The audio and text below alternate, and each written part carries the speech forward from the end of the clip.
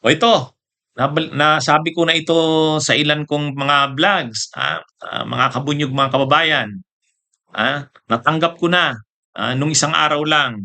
Hmm, ah, Katatanggap ko lang nung silver button ng YouTube. Hmm? Dati na akong may silver button doon sa Enzo Recto YouTube channel ko. Matagal na 'yon, matagal na kasi 330,000 na yata ang subscribers ko sa Ensorecto YouTube channel. Pero itong isa ko pang channel, Attorney Ricky Tumuturgo, katatanggap ko lang nung isang araw. Kaya salamat sa ating mga viewers, salamat sa ating mga subscribers sa YouTube. Sa YouTube kasi kapag vlogger ka, content creator, mayroon ka ng 100,000 subscribers, bibigyan ka ng YouTube ng ng silver button. Kapag 1 million, kapag 1 million, golden button. Ayan. Sa mga content creators, lalo sa mga vloggers, ang makatanggap ng silver button, proud sila diyan. Proud sila. Oh. Nung nakatanggap ako ng unang silver button ko, matagal na kasi matagal na yung natanggap ko na yon. Natuwa ako. Siyempre sobrang tuwa. Parang, naka 100,000 na akong subscribers. Yung una ko, yung Enzo Recto. Tapos ngayon, dumating na naman, ito na namang sa Attorney Ricky Tumuturgo YouTube channel. Ang mga content creators, isang silver button, ano na sila doon? Ano na, masayang-masaya na. Ay, itong sa akin, nakadalawa na ako ngayon. Nakadalawa na ako. Mayroon pa akong binuong YouTube channels, malapit na rin. Malapit na rin kaya mangyayari sa susunod na mga buwan, mayroon na naman ako pangatlong silver button. Kaya salamat sa inyo. Salamat sa inyo mga kabunyog. At sana, yung isa kong silver button, yung Insurrecto YouTube channel, tulungan nyo naman ako. Sana golden button yon, 1 million. Alam nyo, yung mga nakaka golden button, yung mga artista, madali yan.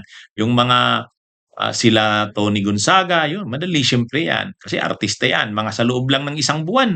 At andali na sa kanilang makabuo ng 1 million, sila Ivana Alawi. O kaya yung mga content mong kinikreate, mga hindi politika. Halimbawa, mga pranks o mga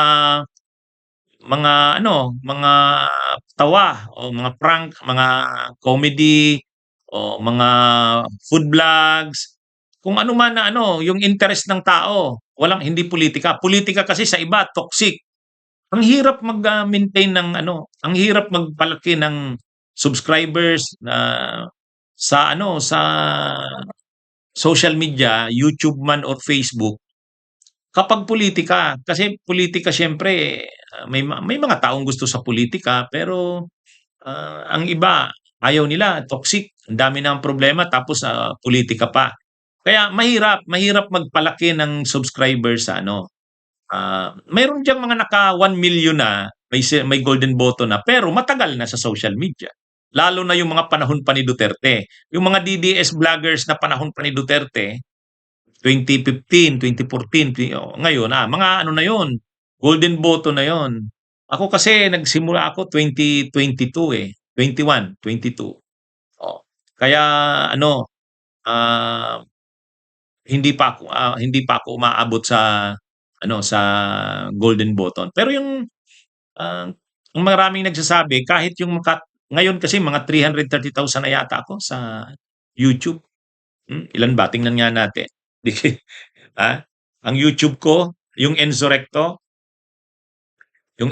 YouTube channel ko ay 331. Ayun, sabi ng iba, yung maka 331 ka attorney na subscribers, 331,000. Ano na yan? Pero alam nyo, ang hindi makapaniwala, ang marami, ang videos kong na-create.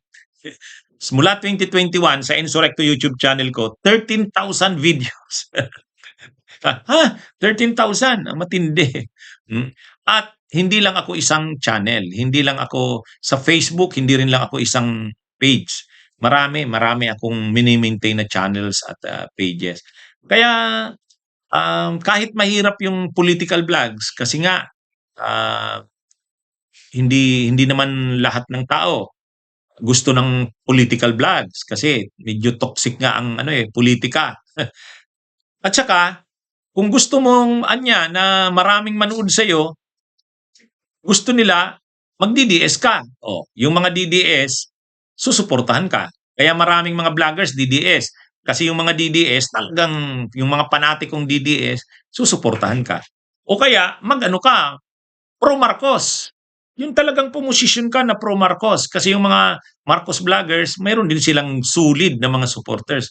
O kaya, dilawan. Sulid kang dilawan. Eh, ang problema ko, hindi naman ako ganun eh.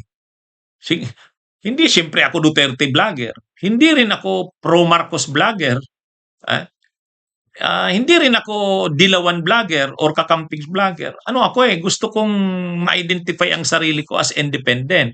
Kaya minsan, may mga comment din ako sa gobyerno pag nakikita kong mali, mayroong nagre-react. Attorney, ano ka naman pala, hindi ka naman pala pro-Marcos.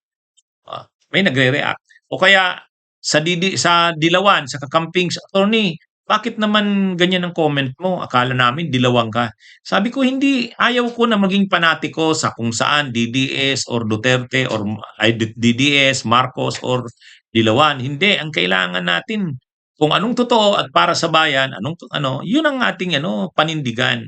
Kaya lang mahirap din pala yung ganon. Kasi hindi ka yung solid na supporters mo, hindi ganun ka tindi. Kasi hindi ka nga identified eh. Anyway, ako naman natutuwa sa ganun, na sa kabila ng ganun na mahirap na mag-maintain ng solid base mo, nakarating ako sa ganito. Ito na, may pangalawa na tayong silver button. Kaya salamat. Salamat sa lahat.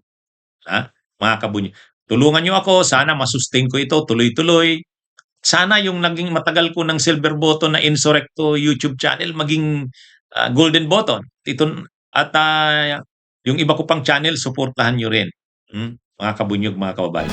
Bunyog, bunyog, halikan na kasama ka. Bunyog, kapag buklod ay may pag-asa. Luzon, Visayas, Mindanao, isa ang pananaw. Sa bagong Pilipinas ang bunyog isisigaw.